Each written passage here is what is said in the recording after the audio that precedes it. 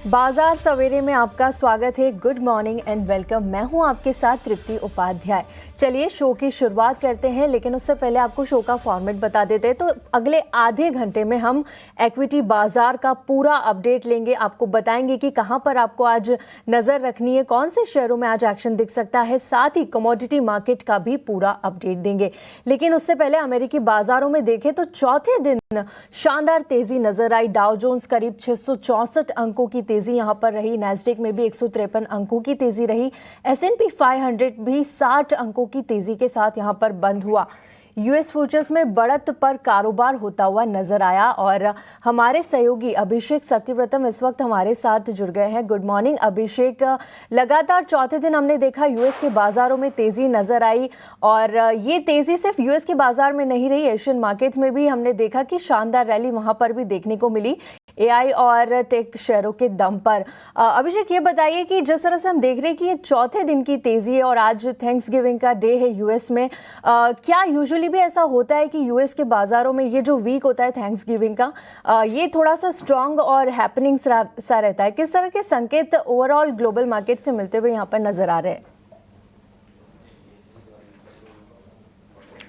तृप्ति good morning. देखिए थोड़ा short and week होता है, थैंक्स गिविंग की आज छुट्टी है और कल का जो सत्र होगा अमेरिकी बाजारों में वो छोटा होता है, तो थोड़े से कम समय मिलता है ट्रेडर्स को और थोड़ा सा होता है कि थैंक्स गिविंग के अराउंड थोड़ी सी बाइंग देखने को मिलती है, स्पेशली अगर हम रिटेल स्टॉक्स की बात करें तो। अमेरिकी बाजारों की अगर हम चाल की बात करें तो लगातार चौथे सत्र में तेजी है और कल हमने देखा कि डाउ जोन्स में 300 अंकों के आसपास की तेजी रही। नैस्डैक की बात करें, नैस्डैक में करीब 200 अंकों के आसपास की मजबूती। तो जो एआई स्टॉक्स और टेक्नोलॉजी स्टॉक्स की जो पिटाई हुई थी, स्ट्रॉन्ग रिबाउंड आया है और इस उम्मीद से आया है कि दिसंबर की पॉलिसी में यूएस फेड अपनी दरों में कटौती करेगा। सीएमए फेड वॉच टूल के हिसाब से जो दरों में कटौती की जो संभावना है वो है 83% पर, तो लोग मान के चल रहे हैं कि दरें घटेंगी। अब मुश्किल ये है कि बाजार ना इन पॉजिटिव चीजों को ना प्राइस इन करता जाता है। तो अगर ऐसा होता है कि मान लीजिए दरें अगर नहीं घटी, हालांकि उसकी संभावना काफी कम है, तो फिर बाजारों में एक हम रिवर्सल भी देखेंगे, पिटाई का सत्र भी आप तगड़ा वाला देख सकते हैं अगर ये नहीं हुआ तो। हालांकि उम्मीदें हैं, मान के चलेंगे कि ये होने जा रहा है। जो टेक्नोलॉजी स्टॉक्स में स्पेशली जो एआई वाले स्टॉक्स हैं वहां पर हम देख रहे हैं कि तेजी बन रही है। एनवीडिया के शेयर में कल तेजी लौटी है, 1.25% के आसपास एनवीडिया में तेजी रही।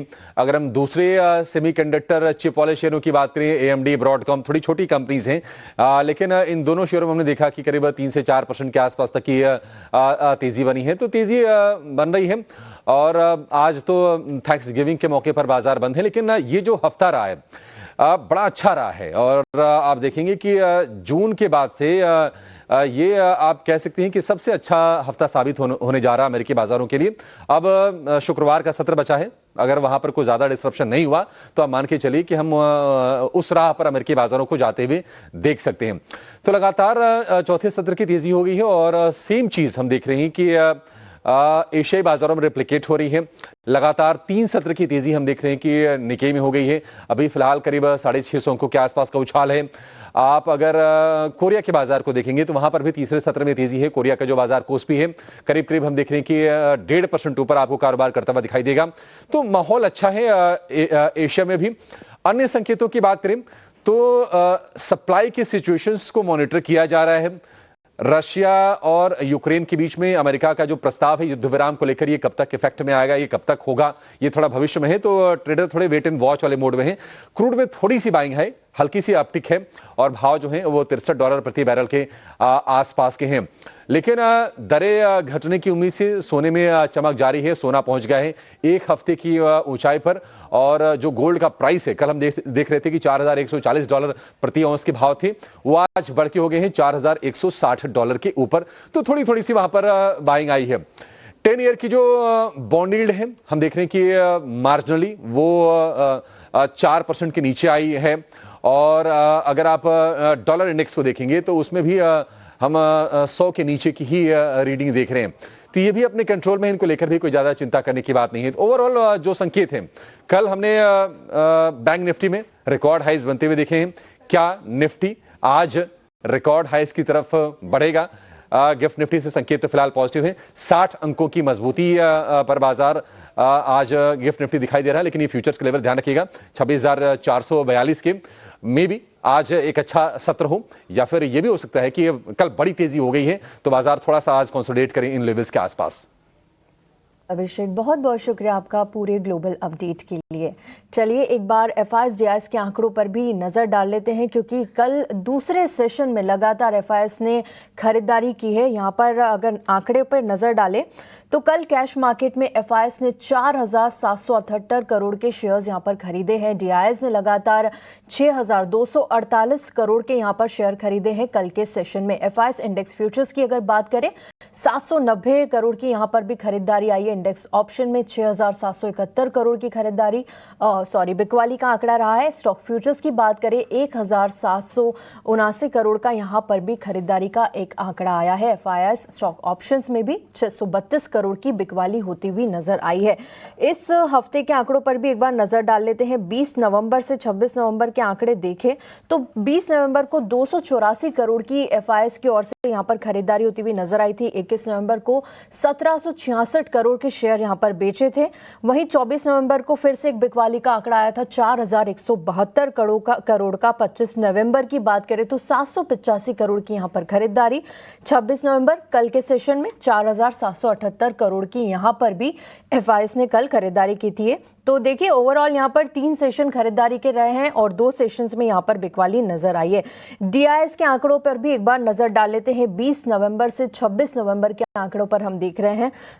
20 नवंबर की अगर बात करें तो यहाँ पर 824 करोड़ की खरीदारी डीआईएस ने की है। 21 नवंबर को 3,116 करोड़ की यहाँ पर खरीदारी। 24 नवंबर को 4,513 करोड़।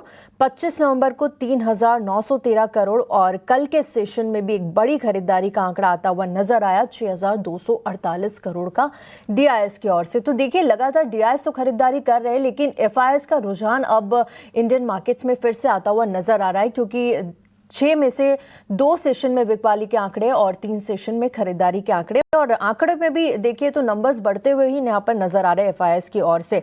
कल के सेशन की अगर बात करें बाजार की तो कल हमने बैंक निफ्टी में नया हाई बनते हुए देखा था।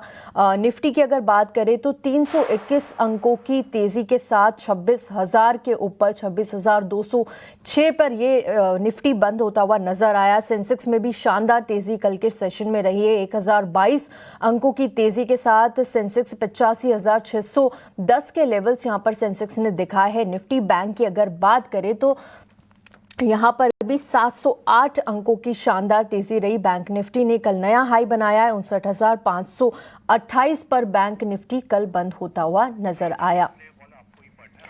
चलिए इस वक्त राजेश भोसले जी हमारे साथ जुड़ नहीं पाए हैं, लेकिन उन्होंने आपके लिए एक्सक्लूसिव कॉल्स भेजे हैं। अब मैं आपको सुनकर बता देती हूँ कि कौन सी कॉल्स उन्होंने आज आपके लिए भेजी है।